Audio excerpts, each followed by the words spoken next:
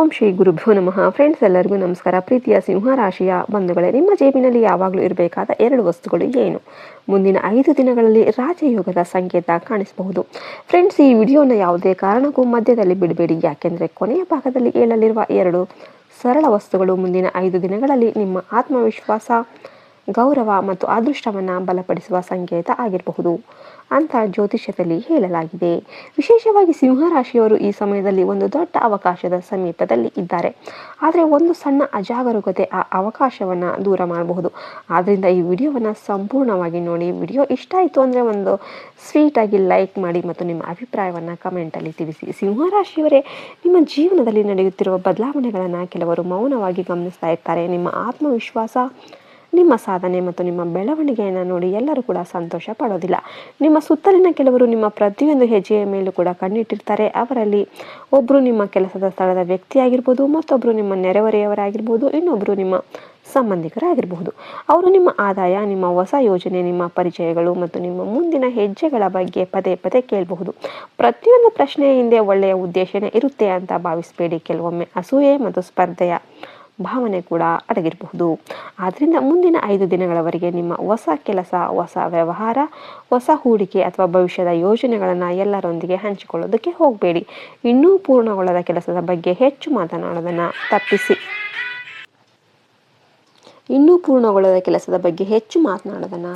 ಯಶಸ್ಸು ಮೊದಲು ಮೌನವಾಗಿ ಬೆಳೆಯುತ್ತೆ, ನಂತರವೇ ಜಗತ್ತು ಅದನ್ನು ನೋಡುತ್ತೆ. ಈಗ ಮೊದಲ ದೊಡ್ಡ ಎಚ್ಚರಿಕೆಯನ್ನು ಕೇಳಿ. ಸಿಂಹರಾಶಿಯವರು ಧೈರ್ಯದಿಂದ ನಿರ್ಧಾರ ತೆಗೆದುಕೊಳ್ಳುವವರು. ಆದರೆ ಮುಂದಿನ 5 ದಿನಗಳಲ್ಲಿ ಯಾವುದೇ ದೊಡ್ಡ ನಿರ್ಧಾರವನ್ನು ಆತುರದಲ್ಲಿ ತೆಗೆದುಕೊಳ್ಬೇಡಿ.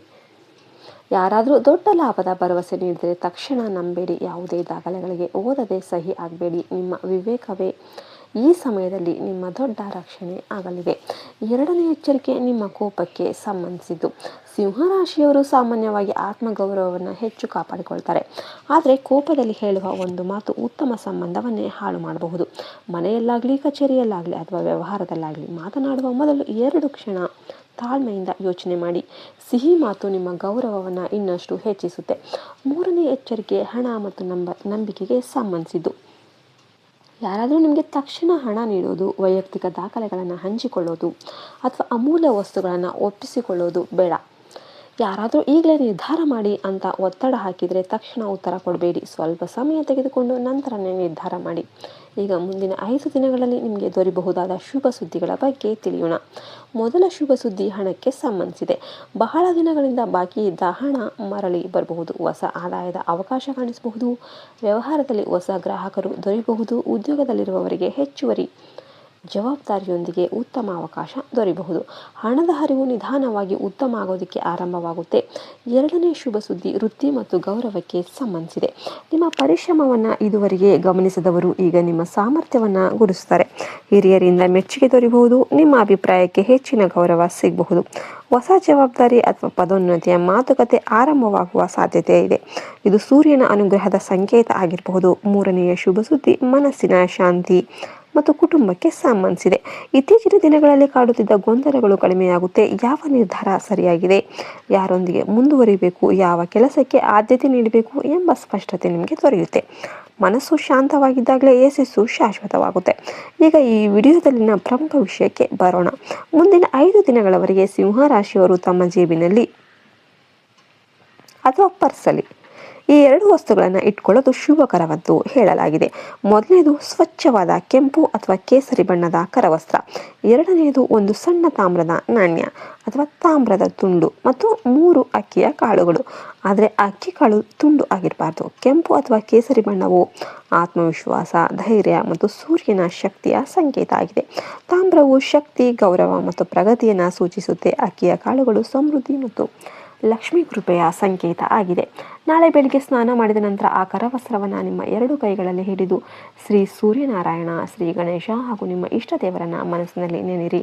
ನಂತರ ಒಂದು ಸಣ್ಣ ಕಾಗದದಲ್ಲಿ ನಿಮ್ಮ ಹೆಸರನ್ನು ಬರೆದು ಅದರ ಕೆಳಗೆ ನನ್ನ ಆತ್ಮವಿಶ್ವಾಸ ಹೆಚ್ಚಾಗಲಿ, ನನ್ನ ಪರಿಶ್ರಮಕ್ಕೆ ಯಶಸ್ಸು ಸಿಗಲಿ, ನನ್ನ ಗೌರವ ಸದಾ ಉಳಿಲಿ ಅಂತ ಬರೆಯಿರಿ. ಈ ಕಾಗದವನ್ನು ಮಡಚಿ ಕರವಸ್ತ್ರದೊಳಗೆ ಇಡಿ. ಜೊತೆಗೆ ಒಂದು ಸಣ್ಣ ತಾಮ್ರದ ನಾಣ್ಯ ಮತ್ತು 3 ಅಕ್ಕಿಯ ಕಾಳುಗಳನ್ನು ಸೇರಿಸಿ ನಂತರ ಕರವಸ್ತ್ರವನ್ನು ಚೆನ್ನಾಗಿ ಮಡಚಿ ನಿಮ್ಮ ಜೇಬಲ್ಲಿ ಅಥವಾ ಪರ್ಸಲ್ಲಿ ಸುರಕ್ಷಿತವಾಗಿ ಇಡಿ. ಈ ಕರವಸ್ತ್ರವನ್ನು ಯಾರಿಗೂ ಕೂಡ ತೋರಿಸಬೇಡಿ. ಇದು ನಿಮ್ಮ ನಂಬಿಕೆ ಮತ್ತು ದೇವರ ಆಶೀರ್ವಾದದ ಸಂಕೇತ ಅಂತ ಭಾವಿಸಿ. ಪ್ರತಿದಿನ ಮನೆಯಿಂದ ಹೊರಡುವ ಮೊದಲು ಅದನ್ನು ಸೌಮ್ಯವಾಗಿ ಸ್ಪರ್ಶಿಸಿ ಮನಸ್ಸಲ್ಲಿ ನನ್ನ ದಾರಿ ಬೆಳಗಲಿ, ನನ್ನ ಕೆಲಸಕ್ಕೆ ಯಶಸ್ಸು ಸಿಗಲಿ, ನನ್ನ ಗೌರವ ಹೆಚ್ಚಾಗಲಿ, ನನ್ನ ಅದೃಷ್ಟ ಸದಾ ನನ್ನೊಂದಿಗೆ ಇರಲಿ ಅಂತ ಪ್ರಾರ್ಥನೆ ಮಾಡಿ. ಇದು ಕೇವಲ ಒಂದು ಪರಿಹಾರವಲ್ಲ, ಇದು ನಿಮ್ಮ ಮನಸ್ಸಿಗೆ ಪ್ರತಿದಿನ ನೀಡುವ ಸಕಾರಾತ್ಮಕ ಸಂದೇಶ. ಮನಸ್ಸು ಬದಲಾಗಿದ್ದರೆ ಆಲೋಚನೆ ಬದಲಾಗುತ್ತೆ, ಆಲೋಚನೆ ಬದಲಾಗಿದ್ದರೆ ನಿರ್ಧಾರಗಳು ಬದಲಾಗುತ್ತೆ, ನಿರ್ಧಾರಗಳು ಬದಲಾಗಿದ್ದರೆ ಯಶಸ್ಸಿನ ಹೊಸ ಹಾದಿಗಳು ಕೂಡ ನಿಮಗೆ ತೆರೆದುಕೊಳ್ಳುತ್ತೆ. 5ನೇ ದಿನ ಅಕ್ಕಿಯ ಕಾಳುಗಳನ್ನು ಪಕ್ಷಿಗಳಿಗೆ ಹಾಕಿ ತಾಮ್ರದ ನಾಣ್ಯವನ್ನು ತೊಳೆದು ಮತ್ತೆ ಬಳಸ್ಬೋದು. ಕರವಸ್ತ್ರವನ್ನು ತೊಳೆದು ಪುನಃ ಬಳಸ್ಬೋದು. ಫ್ರೆಂಡ್ಸ್, ದೇವರ ಆಶೀರ್ವಾದ, ಸರಿಯಾದ ಆಲೋಚನೆ ಮತ್ತು ನಿರಂತರ ಪರಿಶ್ರಮ ಒಂದಾದಾಗ ಸಿಂಹರಾಶಿಯವರ ಜೀವನದಲ್ಲಿ ಹೊಸ ಯಶಸ್ಸಿನ ಅಧ್ಯಾಯ ಆರಂಭವಾಗುತ್ತೆ. ಮುಂದಿನ 5 ದಿನಗಳನ್ನು ಆತ್ಮವಿಶ್ವಾಸದಿಂದ ಕಳೀರಿ. ನಿಮ್ಮ ಅದೃಷ್ಟ ಮತ್ತು ಗೌರವ ದಿನದಿಂದ ದಿನಕ್ಕೆ ಹೆಚ್ಚಾಗಲಿ. ವಿಡಿಯೋ ಇಷ್ಟ ಆಗಿದೆ ಅಂದರೆ ಒಂದು ಲೈಕ್ ಮಾಡು. ಜೈ ವಾರಾಹಿ ಮಾತಾ ಅಂತ ಕಮೆಂಟ್ ಮಾಡೋದನ್ನು ಮರಿಬೇಡಿ. ಜೈ ಹಿಂದ್, ಜೈ ಭಾರತ್ ಮಾತೆ. ಹರಿ ಓಂ ತತ್ಸತ್. ಸರ್ವೇ ಜನ ಸುಖಿನೋ ಭವಂತು.